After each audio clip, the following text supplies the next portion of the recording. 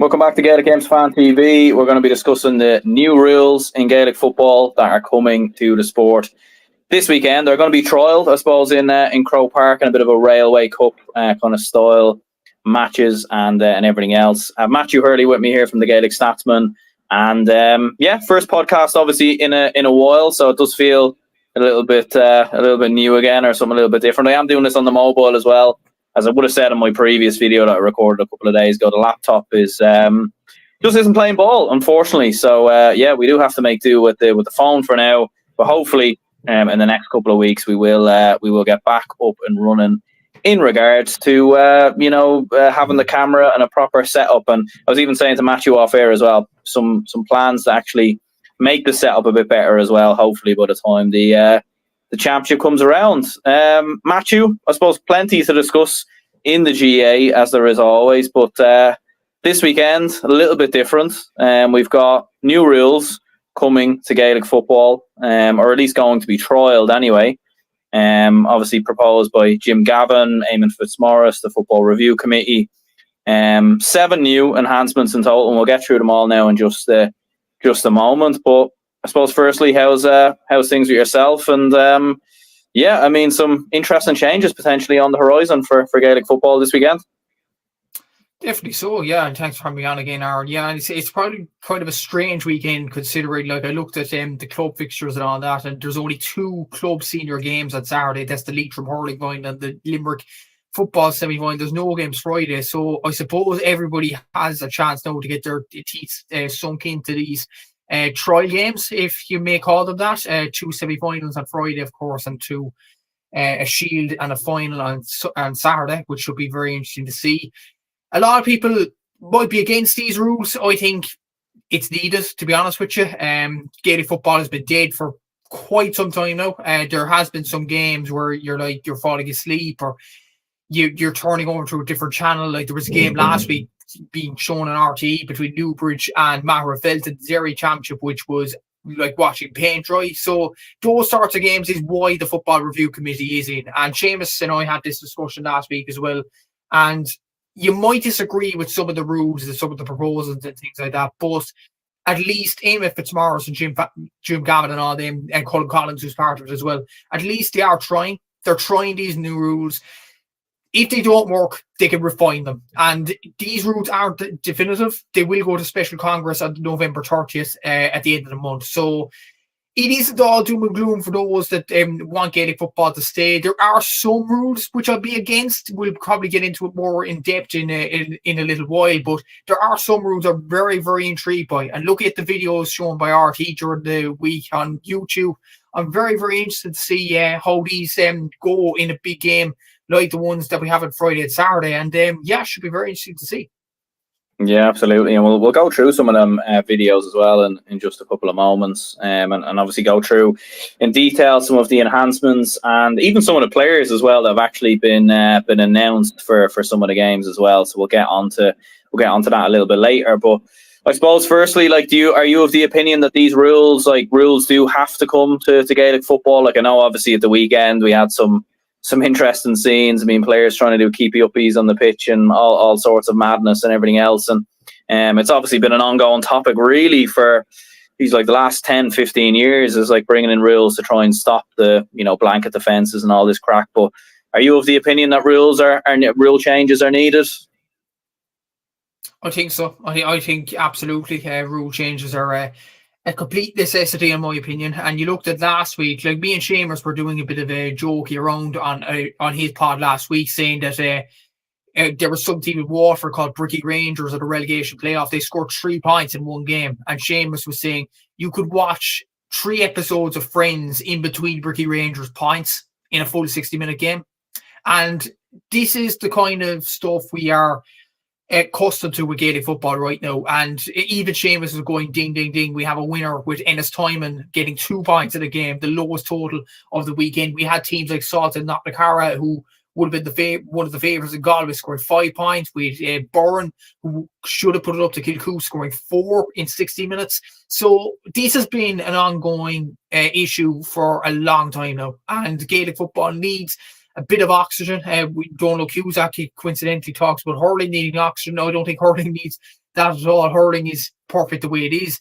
Gaelic football is a sport that does need oxygen. It needs life support. And I think the new rules should bring something about it. There are some rules, as we'll discuss in a sec, that many people would have different opinions on, and maybe that would sway opinions slightly. But I think generally the rules look good. And I think I'm going to be very excited and very intrigued to see what does come past this weekend. It should be very interesting to see them kind of rule changes. And Gaelic football needs it, because you look at the scorelines that have happened over the weekend, the 4 points, the 3 points, 2 points, 5 points all around the board, and it's just not a nice game to watch. Like, I remember discussing on my podcast, I think John McMahon was on for the semi-final preview, and we were saying before the Kerry and Armagh and Donegal Galway game, we were just like, we don't care who wins these games. We just want 2 good games of football. We want the teams to express themselves a small bit. And to be honest, like, the only one of the 3 remaining games in the All-Ireland Championship that was actually probably cinema was probably Armagh against Kerry. The other 2, especially Galway and Armagh, was a poor game of football. I know Armagh won the All-Ireland, but it was incredibly poor. The amount of hand passes going around the place, the less turnovers of the game, the less excitement in the game as well. Galway keeping the ball for 4 minutes.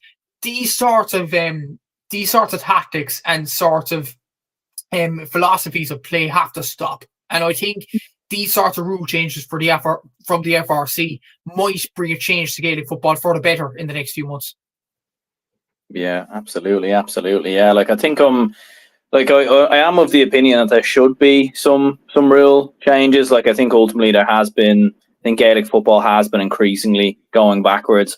I do have some concerns that maybe there might be too many changes, and we'll get into it all now. And I know Eamon Fitzmaurice has mentioned previously that, like, a lot of these, like, one real change won't work without the other, so that's why they're all kind of proposed to be together. But, like, there are some concerns. Like, I suppose, like, could too much change be a problem? And then, like, I've often said on multiple occasions, the reason why teams play defensive football and the reason why teams get men behind the ball and everything else is to give themselves the best possible chance at winning the game. Do you know what I mean? Like, I mean, when Louth are coming up against Dublin, for example, in the Leinster final, like, if Louth go toe-to-toe with Dublin, they're going to get absolutely blown away, just as they were the season previous when Mickey Hart and Louth actually decided, you know what, we're going to take this Dublin team on, because Dublin hadn't actually been playing that well up until that point. And then they got absolutely blown away in 23. Whereas this year, Ciara Brennan's side went so defensive and, you know, they came within 4 points. So, like, is there maybe an argument at the same time that, like, teams aren't, like, the teams are setting up this way because they're giving themselves the best possible chance? And could these rules maybe only, like, be good for the top teams? And, you know, maybe it mightn't be good for your Louths, your Fermanahs, or you know, even Donegal of the past who won All Irelands playing, you know, ultra defensive football. There may be some arguments in terms of that, yeah, but at the same time, when you think about it, the last time Gaelic football was really, really exciting throughout every single game, from game to game to game, was 2010. And what happened that year? Shock after shock after shock. Sligo beat Galway and Mayo in 1 year. Roscommon then go beat them in the Connacht Championship. Limerick went toe-to-toe with Cork and Kerry in the Munster Championship. Dublin got beaten in Leinster by Meath, which was a shock. Meath should have been beaten by Louth. I know we won't talk about him, the throw ball and stuff like that. Even that Louth team went toe-to-toe with the likes of Meath and Kildare. They should have beat Meath. Let's call it a spade a spade. It was a foul towards the end of that game, and it was a disgrace. They beat Kildare that season as well. So they played good football going toe-to-toe. And to be fair, that Louth team did, in my opinion anyway, it might be different for anybody else, comment below if you think differently. I do think the Louth team now have better players than they did in 2010. So I don't think that's not necessarily an excuse. You could still play open, expansive football and still come out the right side of it. Down reached the All-Ireland final in 2010, having lost to the qualifier to Wicklow the year before. So I do think if teams do believe, there is room for this in Gaelic football when you think about it. Like, for example, I think one of the rules, no, don't want to spoil it for anybody, but we'll have to mention it just to make a point. Samuel Roy, for example, for Louth, he's well able to kick outside that new 40-metre arc that's going to be brought in, and he could easily get 2 points and a double score for, I don't know, 3-4 kicks in a game. If lucky, I think Samuel Roy is an excellent player at doing that. There are other players around the country that are well capable of it as well. Off the top of my head, I'm trying to think now. Possibly Kevin Quinn from Wicklow, I think, is well able to kick from long distance. Darren Gallagher from Longford is well able to do it as well. There are players that can do it for smaller counties, and that could be an advantage as well. So I do think it can be an advantage for the smaller counties as well. Look, all we want is a good, exciting game of Gaelic football. And you looked at Lowe this year, to be fair, against Donegal in the All-Ireland quarter, not the Dublin game, no, in the quarter-final against Donegal, they shot on sight, they played exciting enough football in that game in the quarter-final, and that was probably one of the games of the year, I'll be honest with you. And that was a decent Donegal team that won the Ulster title, won Division 2, got to the All-Ireland semi-final, and were very, very close to an All-Ireland final, losing narrowly to Galway. Lowe went toe-to-toe with Donegal, and if it wasn't for that Owen Bond Gallagher to go towards the end, Loud could have been right in there come out of time. So there is scope there for teams to play open, expansive football, whether they are big or small. And I think it could be a good rule for Gaelic football for the better. And I do think there is a possibility that lower level teams could still excel from this, especially the double point outside the 40-metre arc. I think that could be a major kind of a prize for any smaller county. Absolutely.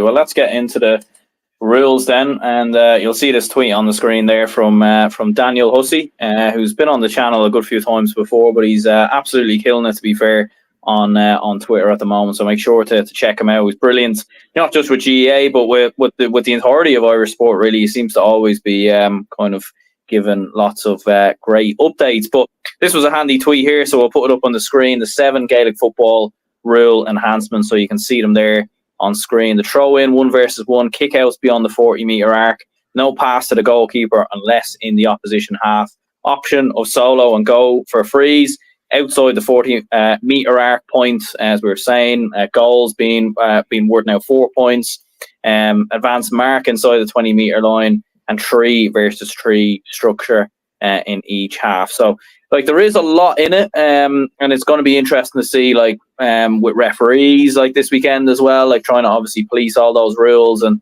I actually think it's great as well that RTE are going to have Jim Gavin and Eamon Fitzmaurice both in commentary for RTE as well, because they're the ones who are bringing the rules in, so they're the ones that should be able to explain these rules the best way possible. So I think that's going to be great to see as well. But like, first of all, looking at those rules, like, what would you say is the best rule there, and what would you also say is the potential worst rule that could be brought in there? I think it's a clear one for the best. I think it's solo and go for frees, because how many times have we seen in the defensive line a team just take their time, hold the ball, and then kick it back to the goalkeeper? I think with this solo and go free, it's like a tap and go in rugby. And rugby is a very entertaining game for anybody that watches the Six Nations or the URC involving Irish provinces or the Irish national team themselves. This solo and go rule, I think, could be influential for Gaelic football. And I think that is a good rule to bring in. Potential worst rule. I think there is a few doubts for the advanced mark inside the 20-metre. Now, I'm only saying this. I hated the mark when it was between the 20-metre and the 45, when a player just catch it into the chest and put the hand up. I thought that was boring. And I thought this was going to be revolutionary for the mark itself. But in an interview last night, I think, or early on this week, the Cork fullback, Daniel O'Mahony, who's one of the best fullbacks in the country, actually had reservations about this 20-metre mark, because the rule with this is you could catch it as a forward, and then you could go on an advantage. And if he does it, if, let's say, David Clifford is coming up against Daniel O'Mahony, and David Clifford claims an advanced mark, he could then go on for an advantage. And if he doesn't stick the ball at the back of the net, then he can go back and take the mark after that. And Daniel O'Mahony did argue in the Irish Examiner during the week that what advantage does that give the defender? Which is, I didn't think about it that way. I do think it's a very good point. Yes, we want an exciting game of Gaelic football, but is the defence then at a major disadvantage because of this? Our game is going to be too high scoring because of this. So it may be something to point out, I think. And I think if there's a potential worse rule, it would be that. I think maybe a small little tweak maybe don't have the advantage. Either a player claims a mark or goes for a goal. Let the player decide. I would think that's probably the best rule. You can't have kind of two things going for you. Two things going for the attacker, none for the defender. There's a bit of an imbalance there. Having thought about Daniel O'Mahony's quotes, I do think there is a bit of a disadvantage for the defender there. But if I was nitpicking, that would probably be the rule. That would be probably thinking there might be a few tweaks needed for that one.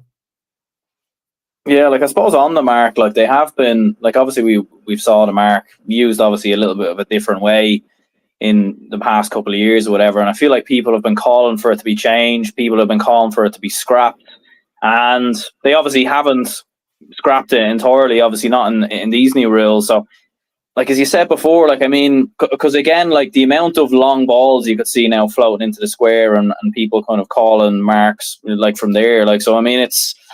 Yeah, I don't know. Like it just feels like maybe that's one they probably could have just left out, like and left the other 6.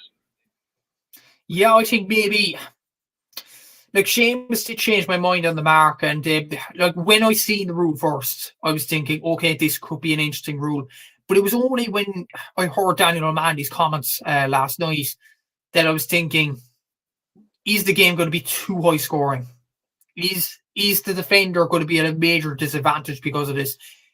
I would personally either do one or two things with that one.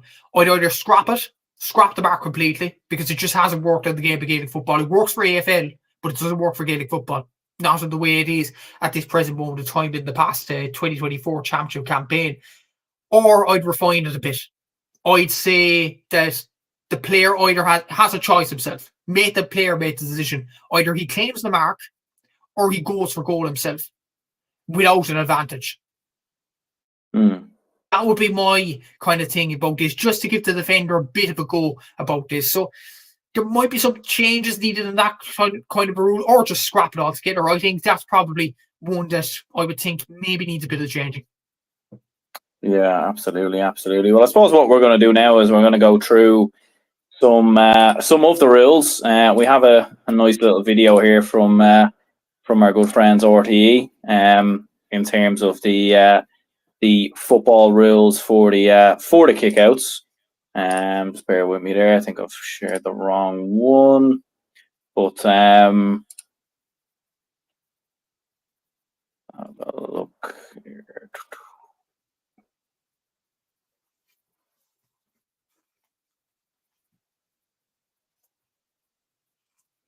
There we go.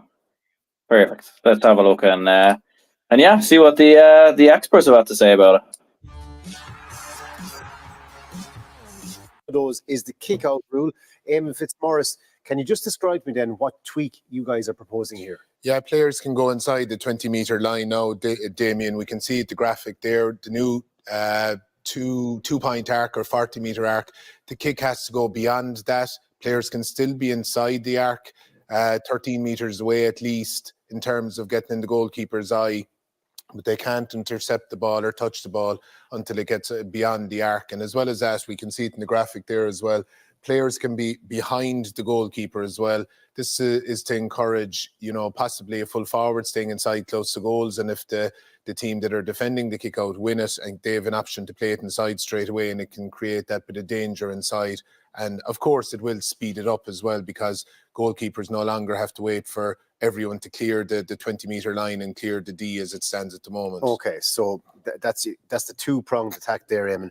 Why was this considered? Why was this tweak proposed? I think it possibly came from the fact that kickouts can be delayed a bit. The player, from the tactical point of view, again, that teams can keep a player inside the 20-metre line and that they can be slow coming out. It stops that quick kick out and the goalkeeper having the opportunity to get the ball away quickly and possibly get attack against an unstructured defence. And as well as that, then when we introduced the 40-metre arc and the two-point arc, it's creating more contests, because it is forcing the kick to go that bit further rather than having to go beyond the traditional D of 13 metres. It's now having to travel 20 metres, and it's taken away a bit of real estate as well there that goalkeepers were able to use. So it should promote more contests as well, hopefully. Yeah, just looking at the effects it might have, Eamon, definitely be innovative. Yeah, I think we'll leave it there anyway. But yeah, what are your thoughts on like the kick out rule? Like, I mean, from looking at it, like it is going to definitely benefit great kickers. So it's going to benefit the likes of your Cluxtons, the likes of your Rory Beggins, players who can obviously kick long and everything else. But again, like my worry a little bit is trying to force everyone to play the same way. You know, it could end up being a bit of a basketball match in some ways. But what do you think about it? That wouldn't be necessarily a bad thing, Aaron. Basketball game, because basketball was one of the most entertaining sports in the Olympics, if anybody watched it. And I think it was just an entertaining game overall itself. And Seamus has been banging on to us about this because he's a basketball player himself and he loves the sport dearly, obviously. So yeah, I watched basketball during the Olympics, even though Ireland weren't in it, and I actually enjoyed it. I really enjoyed it. So I don't think that would be necessarily a bad thing, Aaron. And I do think the kickouts, I think it is time to change the kickouts. There's no doubt about that, because there's too many teams that go short of the kickout and there's no contests. It's boring. So I think with these long kickouts, you get more excitement, you get more high fielding, more high catching, and it's just going to be entertaining overall. And I do think this could be a good rule for Gaelic football. And the 40-metre arc, it isn't just for scoring, but I look at that graphic there from Eamon Fitzmaurice. It is for kickouts as well. So it should be interesting to see this kind of element on Friday and Saturday. But to answer your question, I don't think it's necessarily bad for the game if it ends up like basketball. Yeah, like I do understand that. I just think maybe like if there's sort of a lack of tactics in some ways, like I think it could be a bit of an issue at the same time. But yeah, like in terms of the 1v1 in the throw in, like that's obviously another rule that's been proposed as well, and obviously some people have had some different kind of opinions on that. Like what are you thinking in regards to that? Like it feels like one that maybe might like it's one of them. I don't think we're going to really know how it will look until we actually see it, to be honest with you. It sounds like something that's not really needed in my opinion, because I do feel like the throw in my opinion, yes, all right, fair enough, there's a lot of messing, there's a lot of carrying on and everything else. It's maybe a bit tricky for the referee, but it feels like one maybe that's a little bit needless, but at the same time, like I'm not exactly against it either. What do you think? I would have thought that before the rules were brought in, before I watched the videos about the throw-up. I thought it was needless, to be honest with you, before it. But as soon as Jim Gavin explained it to Joanne Cantwell on one of those videos, Aaron, I was enthralled. I really was, because one of the clips they actually showed from one of the sandbox games down in Cusack Park, the attackers went on an instant attack after that, and there was no messing on the throwing, there was no fouling, there was no grappling or whatever. And it was just a clean game of Gaelic football. And when Jim Gavin showed the clips of like the Donegal Armagh game, the Galway and the Mayo game as well, of players just grappling off the ball and preventing their opposition player and trying to get the ball from the throw up, I didn't realise it until Jim pointed it out, to be honest with you. And I think, honestly, it will prevent fouling. I think it would increase more attacking play. And I think it could be good for the game. I do think it's a shrewd move. I think it was when I first heard it, I thought it wasn't needless. I thought the same opinion as yourself. But as soon as I see this a bit in action in the sandbox games, I know sandbox games, you can't really judge much on it. But judging by those clips, I do think it could be a good rule for Gaelic football, considering it would decrease fouling and it would increase more attacking play. I think it could be a good rule. Yeah, absolutely. Few comments coming in here. I suppose firstly, Sean says here, I'm all for the game being more entertaining, and I'm very intrigued by these rules, but I feel as though football is more competitive than it has been in a long time. And like it or not, it is because of defensive football. I do think it's an interesting point by Sean, in fairness. Like, I mean, when you look at this year, like, especially, like, and the funny thing is, I feel like in club football, defensive football is very, very prevalent. Like, it definitely is very prevalent. But I feel like we've kind of started to come away from it a little bit more so in the county scene now. Like, even when you watch Donegal play under Jim McGuinness, for me, they're not as defensive as they were when Jim McGuinness was first in charge, to be honest with you. If anything, they're actually playing more, they're like you saw them against Louth, for example, and how attacking they were in that game. And we've even seen it at times with Derry under Mickey Hart, like when they played Dublin in the league, like they completely went for it, toe to toe in that final, and that was a cracking game. So, and like especially when you look at the All Ireland scene in general, like Armagh won the All Ireland this year, Tyrone won it back in 21. We've had 4 different winners, in the last 4 years, and like there's a whole host of other counties in there, the likes of Galway, like maybe Mayo might fancy a chance, like loads of other counties in there who feel like they might be able to get to win an All Ireland in this decade. And like it doesn't feel like, I could understand that maybe 10 years ago when there was only 1 or 2 teams winning it, but like there's multiple teams now that feel like they have a chance. And like, would that maybe be a worry, is that this could make it again, like sort of your Dublins, your Kerrys will benefit from it the most, but could it maybe ruin that competitiveness across the board? I disagree. I think it could increase a few teams playing good football if they're allowed to play it. Like Louth played good football against Donegal this year in the quarter-final. There are some counties that play defensive football, and I speak from my own experience. Cork played defensive football over the last 2 seasons, and Aaron, I don't like it. I simply do not like it. Watching it, I know Cork reached an order of the quarter-final, but that's short-termism. If Cork play on the front foot, I think we do have the footballers to attack teams. I genuinely believe so, and I think other teams can apply that same argument as well. Derry have long kickers in their team. Donegal have shown that they have long kickers in their team as well. Armagh have some good players. Galway, Mayo. There are good players up and down the country. So I don't think it's necessarily going to ruin the competitiveness of the game. And if anything, I think defensive football does make the game more boring. You talked about more attacking sides playing the same tactics, and it could end up like a basketball match. Well, that's much better than playing like a muck match. Let's be honest. Like, look at the game between Louth and Cork in a scheme earlier on the year. It was like watching paint dry. It was awful stuff. For both teams, it was awful stuff. And the Football Review Committee are here to improve the game of Gaelic football. It's as simple as that. And if you look, there's too many games of Gaelic football. It's not just 1 or 2. There's too many games of Gaelic football. I would stress not all of it, but there are too many games of Gaelic football where it's boring. It's boring on the eye. Like, you look at it from the All Ireland quarter-final to the All Ireland final this year. I can only count 1 exciting game. Maybe 2, sorry, Donegal, Louth and Armagh, Kerry. The rest were like, what is this? So I do feel like it needs change, because, and Rory Beckett said it today, he said it in an interview today, yes, you want to win games, but you have to feel for the viewer as well. You want a competitive game of Gaelic football, and you want your own county playing free-flowing Gaelic football because they have the players to do it. I'm sure every county has the players to play a style of Gaelic football which suits what the Football Review Committee are proposing. There are some players there. And like, I don't think defensive football necessarily could be there, because it does take a genius. Let's go, for example, 2010 was an entertaining year of Gaelic football up and down the country. There's no doubt about that. 2011, the next year, Jim McGuinness comes in, revolutionises the whole game, and applies this defensive system that makes Donegal competitive. There will be a genius manager like McGuinness, I'm sure, that will come up with a tactical plan to counteract what the FRC are proposing. So there will be that in future years.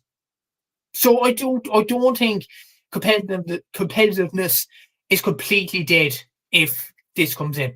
I think it will just make the game more exciting, and that's what we all want as fans. Absolutely, yeah. Nathaniel says here, Connacht for Sam.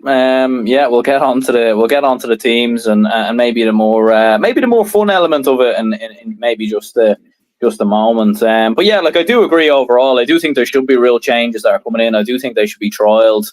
I just don't know if they're gonna completely fix everything, but look, we'll obviously have to wait and see. And I am planning to go to the games on both Friday and Saturday as well. So hopefully being able to actually see it there in the flesh will be interesting. We will have a look here as well at I suppose you were mentioning there about some of the changes in regards to the advanced mark, and will be interesting to see some of the changes on that. But overall, while I'm getting the video loaded up here, the advanced mark and some of the changes on that, like, you think it could be a bit of an issue, maybe? I think it could be, considering what Daniel O'Mahony said last night. I do think it could be a general issue, in my opinion, when you look at the defensive side of it. And you have to think about the defenders as well when going into this. The Irish Examiner's headline is, Cork's O'Mahony said, new advanced mark rule gives the forward all the advantage. So it'd be interesting actually to see maybe the viewers and yourself, Aaron, and to look at this clip again and maybe think about it from Daniel's point of view here. Like, one of his quotes I'm seeing here: I'm not a major fan really of the advanced mark. I understand the concept and that the long ball in should be encouraged, but I just want to see more competition between backs and forwards. With that advanced mark, when a forward catches it as an inside defender, I am more or less incentivized to foul him straight away, because either he continues to play or gets a goal, or it is pulled back and he gets a mark from where he caught it. So I'd like to see the field leveled a bit in terms of giving the forward the advantage. Defending is a tough enough job as it is. There's no incentive for the back. There's just going to foul him. They're just going to foul him straight away, and there is zero competition. Then it is just a catch and kick. Maybe if there could be a tweak, that would be interesting. So it'll be interesting just to look at this clip again and just think about it from Daniel's kind of point of view in his quote there for the Irish Examiner. It'll be very interesting to see this kind of point of view. Yeah, well, what we see is just a 45-meter line. It's a 25-meter kick, but in most scenarios it'd be a bit of an angle, so it'll probably be a 30-meter kick. What we're trying to get, what we are getting rid of, is this mark where the ball was heretofore kicked 50 meters. This is from the between Tweenora and Fon. Phenomenal kick from just outside the 65-meter line into David Clifford. He catches the mark, and I suppose unfortunately he stops and then kicks the ball over the bar. What we're proposing is, in that scenario, David will take young Kelly on, probably try and go for a goal, and if he doesn't get the goal, he can go back and take the mark. So it's rewarding that particular tactic that we saw from Kerry of being able to kick the ball into the full forward line. Oh yes, don't know what's going on there. That's what happens when you're streaming on something you don't know what you're doing there. But yeah, like, I think overall, like, I suppose it does make a good point. In fairness, like, I mean, encouraging like the player to take on the goal more. I think that's what we do want to see. But I suppose at the same time, it's just if it gets utilised in the right way, I suppose. Yeah, maybe so. I still kind of on the fence with this one. I do think either the forward doesn't get an advantage, or the mark should be scrapped completely. I think that's probably the thing that should be put in for this. But I will stress as well, look, all the rule changes being brought in aren't perfect, but at least the Football Review Committee are trying. They are trying to make the game a better spectacle to watch. So some of these rules won't work, some of them will. But it'll be very interesting to see that kind of element that has been talked about in recent weeks take fruition on Friday night. Absolutely. Yeah, we'll go through. No volume there. We'll go through. I suppose some of the changes around the. Obviously 2 points outside the 40-meter line, 4 points for goals as well. So let's hear what Eamon Fitzmaurice have to say on this. It's intriguing, Eamon.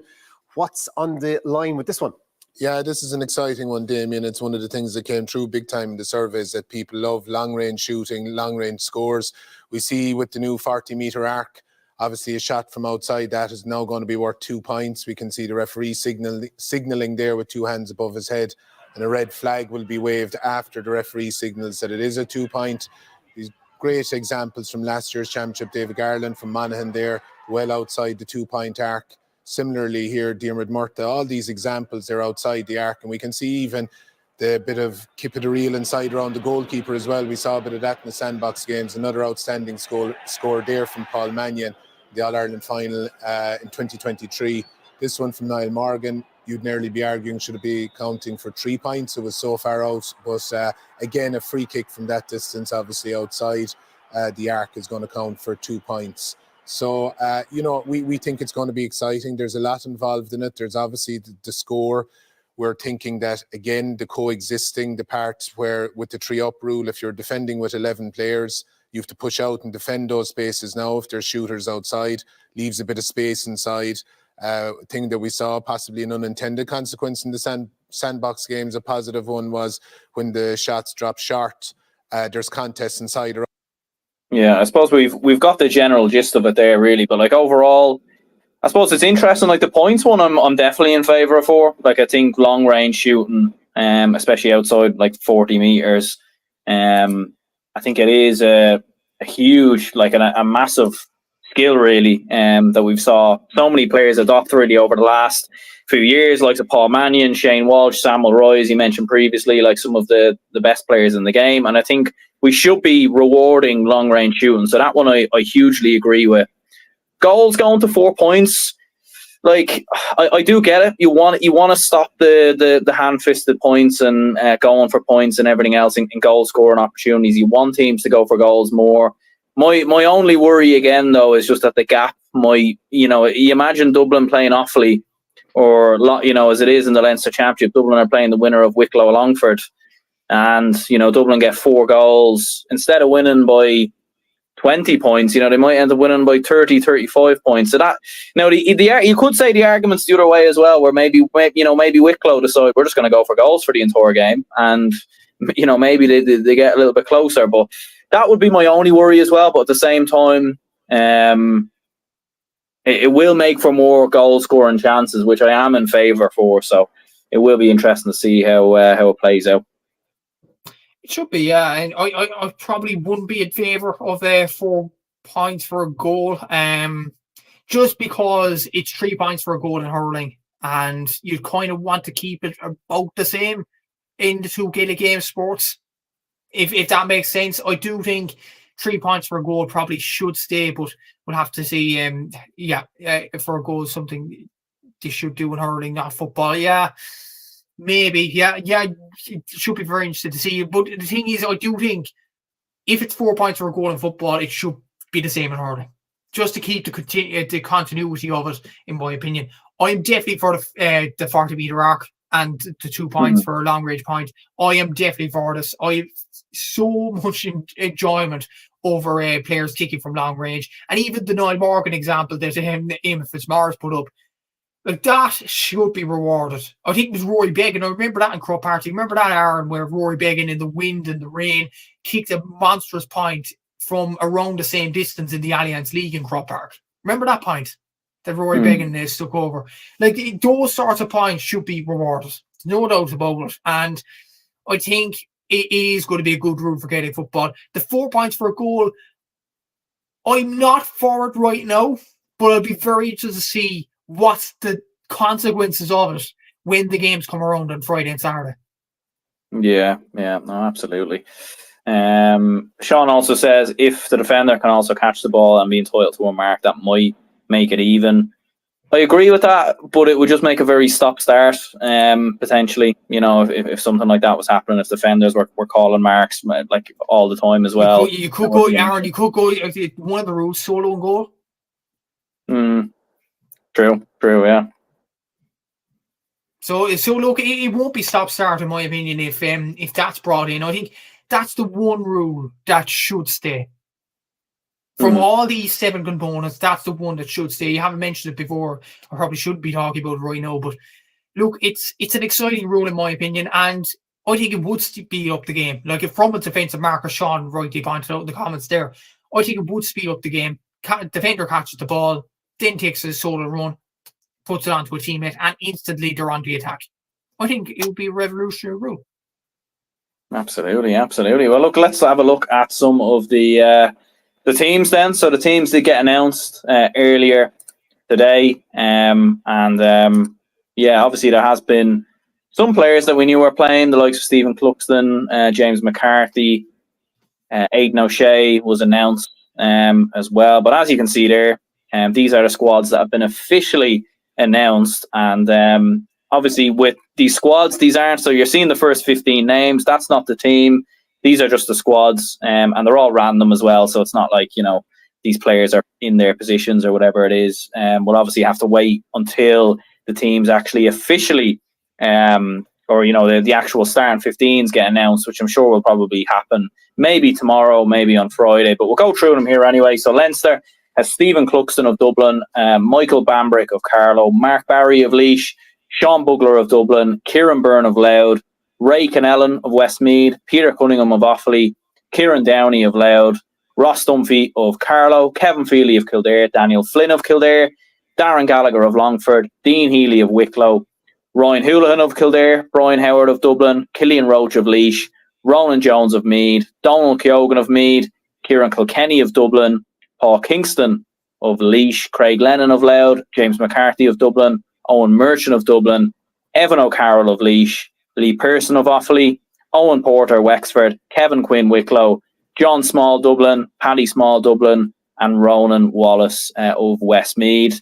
There's 30 names. You'd imagine every player is going to be somewhat involved. It would probably be quite unfair if certain players weren't involved. So whether that means it's going to be, a starting 15 for one half and then another starting 15 for another half, I'm not entirely sure. But overall, looking at Leinster's squad there, I mean, there are some big names in there, like most notably Stephen Cluxton, I suppose, is the one that catches a lot of people's eyes, I suppose, given, he's probably the most famous goalkeeper of all time. And a lot of people have been of the opinion that he's going to retire. Why would he be playing in this rules match if he was going to retire? So it's looking like maybe he's going to be sticking around. But overall, in terms of that team, like some of the players that are mentioned, it is worth mentioning as well that the players that have been picked are players who are no longer involved in club football. And I'm sure there have been some players as well who were offered this and probably declined as well. So it's not like these are the best players specifically from the province or anything of that nature. But yeah, what do you think about this squad? There are some players there that I'd pinpoint towards long distance shooters. What these rules do entail. Looking off this list here, Mark Barry from Laois is definitely one. Ray Kennellan from Westmeath is another. I think Daniel Flynn is really a good choice from Kildare, and I think he'll show his skills. There's no doubt about that. Darren Gallagher, as I mentioned earlier on the video from Longford, Killian Roach from Laois. That there's no guarantee. Like if Cluxton doesn't start, I think Killian Roach, if he starts, I think he's going to put over some boomers. He's going to be utilised from that point of view as well. Kieran Kilkenny can kick him from long distance as well. Paul Kingston, I'm sure, as well. Kevin Quinn from Wicklow, as I mentioned earlier on the video as well. So yeah, there is some good kickers there, and you'd be very interested to see that kind of element moving into this kind of game as well. Daniel Flynn's well able to take a mark as well if the Leinster team want to play him further in the square and things like that as well. So there's a lot of players there that you could deviate, you could try around with. So, and with all the squads, not just Leinster. So I think it's going to be very exciting. Yeah, absolutely. Like, I mean, there's definitely some big names in there, and it will be interesting to see, obviously, the different starting 15s and everything else. Looking at Connacht then, so we've got Conor Gleeson of Galway, Johnny McGrath of Galway, Brian Stack of Roscommon, Sean Mulcairn of Galway, Killy McDade of Galway, John Daly of Galway, Owen McLaughlin of Mayo, Jack Carney of Mayo, John Marr of Galway, Matthew Tierney of Galway, Bob Toohey of Mayo, Enda Smith and German Murtagh, both of Roscommon, Aidan O'Shea of Mayo, Dara Craig, Conor Carroll, Rory Fallon, all of Roscommon. Mark Diffley is of Leitrim, Johnny Heaney's of Galway, Shane Brosnan of New York, Ultan Harney of Roscommon, Barry McNulty of Leitrim, Conor Cox, Donny Smith, Kieran Murtagh, all of Roscommon, Dermot Duffy, Fergal Boland, all of Mayo, Pat Spillane of Sligo, Aidan McLaughlin and Liam Gallagher of London, Paul Towie of Mayo, Keith Byrne of Leitrim, Shay Rafter of London, Eddie McGuinness and Keane Lally of Sligo, Joey Grace of New York, and Dara Rooney of London. So, 37 players in the Connacht one, and there's only 30 in Leinster. So 7 more in Connacht, which is interesting. But overall, I mean, again, a lot of names, a lot of players obviously in there. Thoughts on that? Yeah, again, some very interesting names out of that. Owen McLaughlin is a long kicker as usual. There, John Maher should be interesting to see. Him from midfield particularly. Will he utilise the new kick-out route there? Into Smith, another guy that's well capable of utilising these routes as well. Aidan O'Shea, which is interesting to see as well. So yeah, again, a lot of interesting names on the Connacht team sheet as well. Pat Spillane will be interesting to see if he does start. It's very Galway Roscommon oriented, in my opinion. Yeah. Maybe that's just it's the way of Connacht at the moment. So sorry, Mayo fans, but yeah, some interesting names out of that list too. Yeah, I was going to say, like, just looking at it there, I mean, there's 3 Leitrim players named on there from just counting them very quickly, and I mean, there's obviously there's a good few London lads in there. Great to see a New York player obviously getting in there as well, which I think is great to see.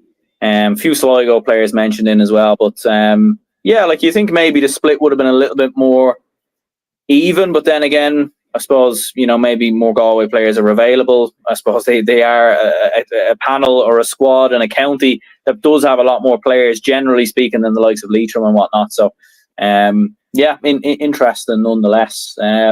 Looking at Ulster then, and I was looking at this squad earlier, and there's definitely some absolutely stacked names in here. So we've got Noel Morgan of Tyrone, Dermot Baker of Derry, Mark Bradley of Tyrone, Paddy Burns of Armagh, Aidan Clark of Tyrone, Oisin Conity of Armagh, Padraig Faulkner of Cavan, Aidan Forker Armagh, Noel Grimley Armagh, Daniel Guinness and Pat Hayburn of Down, Mark Jordan of Antrim, Conor Patrick of Tyrone, Barry McBennett of Monaghan, Ronan McCaffrey of Fermanagh, Sean McNally of Fermanagh, Darren McCurry, Owen McElhone both of Tyrone. We've got Joe McElroy of Armagh, Owen McAvoy of Derry, Kieran McGeary of Tyrone, Peter McGrain and Ross McQuillan of Armagh, Oran Murdoch of Down, Dara Upwheel of Donegal, Rian O'Neill of Armagh, Oisin O'Neill of Armagh, Jerry Smith of Cavan, Kieran Thompson of Donegal, Niall Toner of Derry, Frank Burns of Tyrone, McByrne of Antrim, Joe Finnegan of Antrim, Jason Irwin of Monaghan, Jason McLaughlin of Cavan, and Fionnan O'Brien of Fermanagh. So, yeah, some stacked names in there. Rian O'Neill's obviously in there, Noel Morgan, lots of Armagh players obviously in there, Derry players. And given that, you would have to say that Ulster football definitely is the most competitive province in the country right now, and probably does, if you're putting the best starting 15 together of each province, I think, Ulster football would be number one in my opinion. But yeah, some very interesting names in there as well. Two that catch my eye is two for Tyrone. Mark Bradley from Tyrone, which probably epitomises that he might be picked by Malachy O'Rourke going into next season, which should be very interesting to see from that point of view. And Owen McElhone, the boy wonder at under 20. Like, it looks like he's going to stick around looking at this. I think, like, why would he play in these games if he is going down under Australia? So that's another good move from a Tyrone point of view. And if they do have them 2 players next season, they should be a good threat for next season. But that's for another story altogether. Yeah, some interesting names in this. Noel Morgan and Sean McNally, probably 2 of the most outgoing keepers in Ulster. But also so many outgoing goalkeepers, the likes of Roy Begg and the likes of or Lynch there as well. Yeah, there's some good players. Peter McGrain, Dara Wheel there, both the O'Neills from Armagh, Padraig Faulkner from Cavan. There's a good spread from this as well.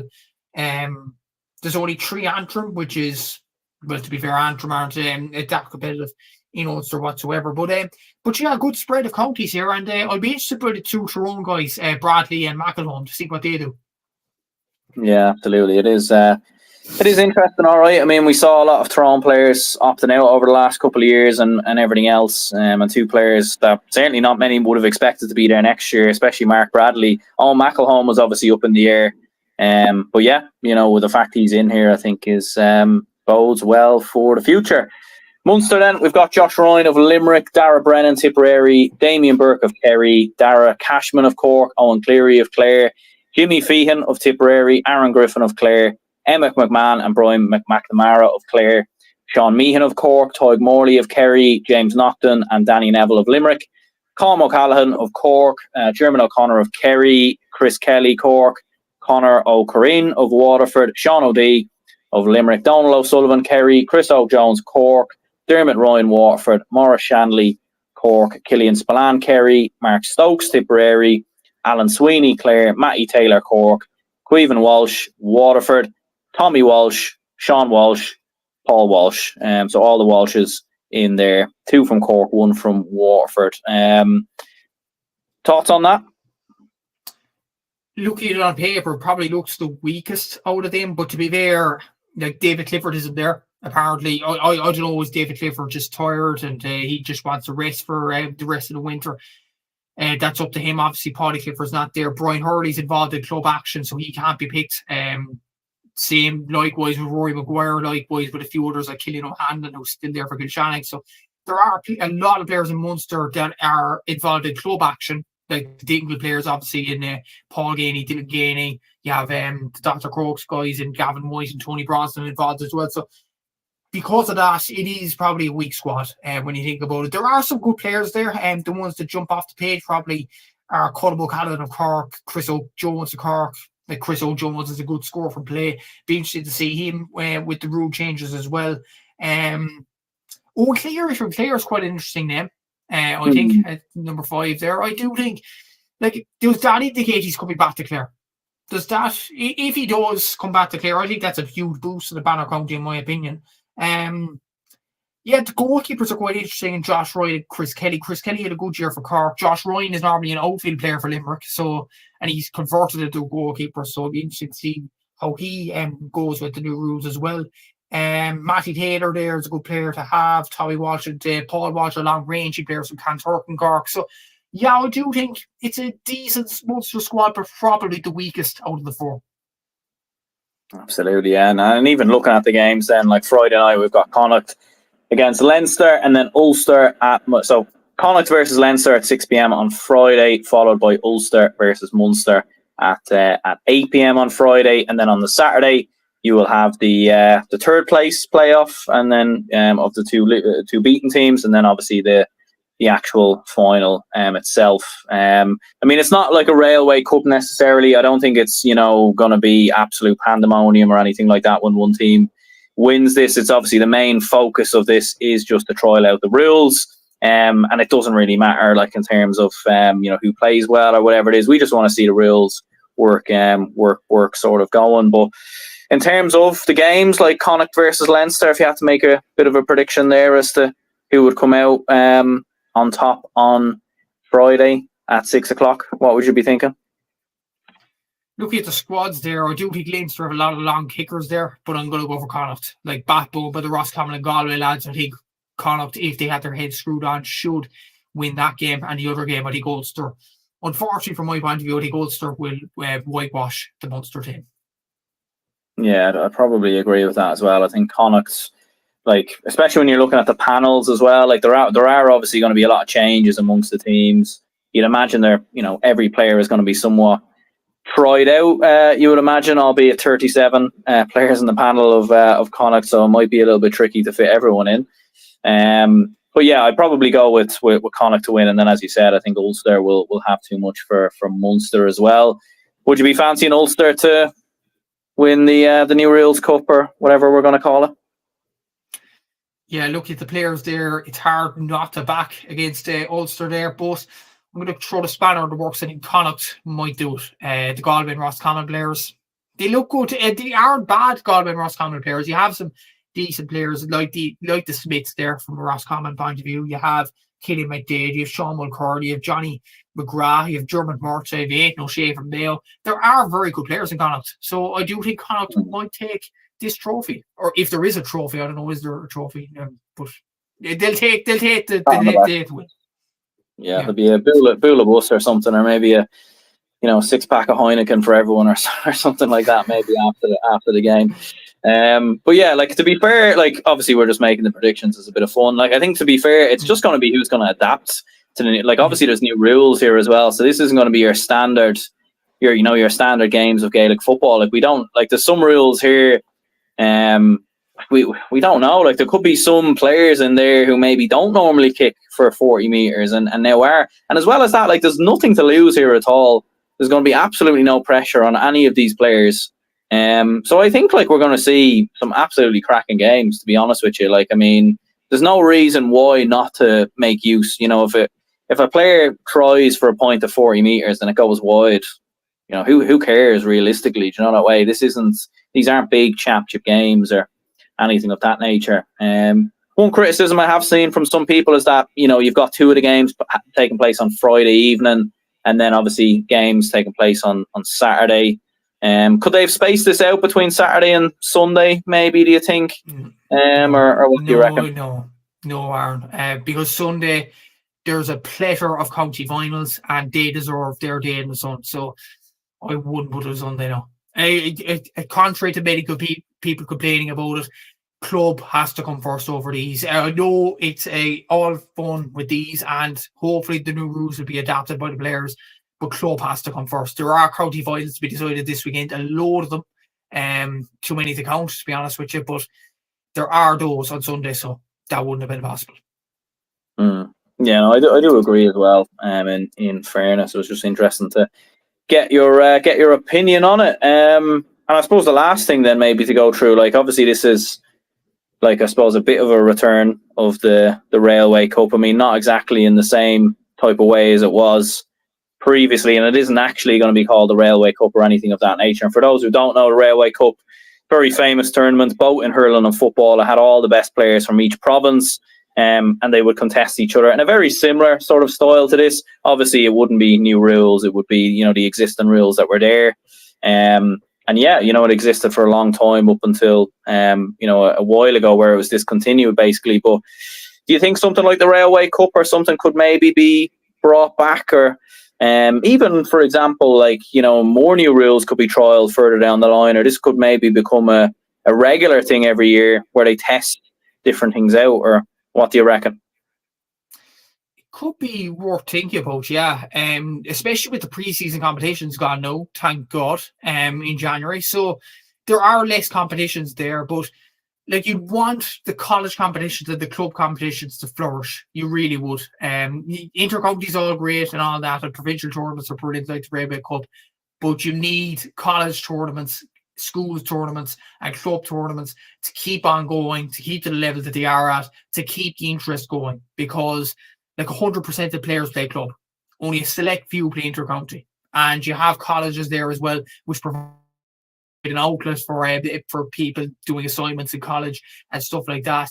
You have schools tournaments giving Leaving Cert students and fifth year students a bit of an outlet there as well. So they have to stay. That has to be the main priority. But if there is room in the calendar and taking player welfare into consideration as well, maybe it could return in the future.